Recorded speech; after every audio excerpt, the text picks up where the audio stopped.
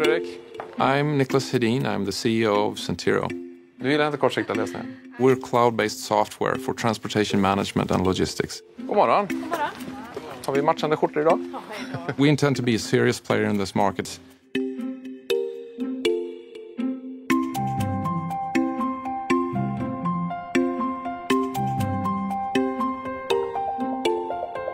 I always call the customer and ask them, why did we win?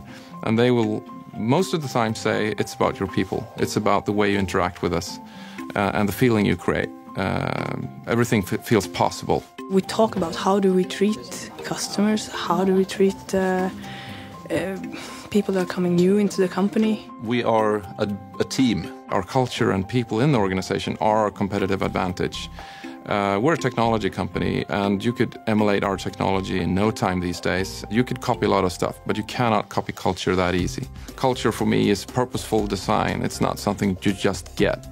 It's something you actually invest in every day. You feel it when you enter the door the first time, that this is a special place to be. So one of the reasons we turned to 7 Habits was that we already had a well-functioning organization, and we already have some of the finest supply chains and brands in the world as customers, and that's an indicator that we're doing something that's very, very right.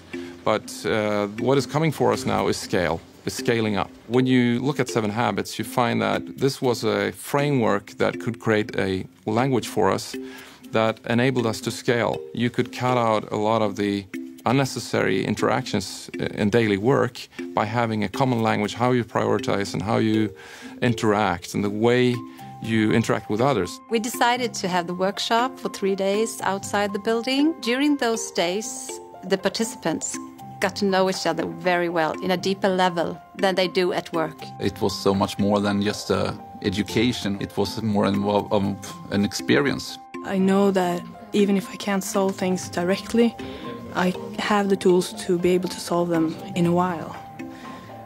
So I'm more relaxed. Nicholas models the 7 Habits by using the framework and the language. He's serious about this. You can't stand on the beach and be swimming at the same time. For me, it's important to understand what it is that we put people through. So it was only natural for me to go through the facilitator training and also facilitate myself. It's not me telling you to use 7 Habits. It's me actually being the 7 Habits. So if I'm talking about prioritization and worrying about people's time, I better not interrupt people and create Q3 or quadrant 3 activities. For us as leaders, for us as a company, it's only natural to worry about the whole human being. Because when we do that, when we create that certainty and comfort, we get the trust that we need in the organization in order to perform well.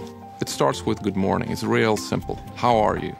And not only saying that, but actually listening for the answer. Leadership is about having those small interactions rather than big follow-ups once per year. It's about these little small moments.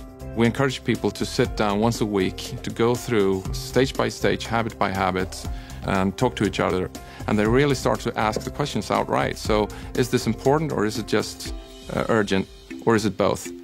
And you start to see people organizing their work around that. What we found is that it's not only talking about the habits, they actually create much, much deeper relationships within the organization. And that has a tremendous effect on how people interact and work later.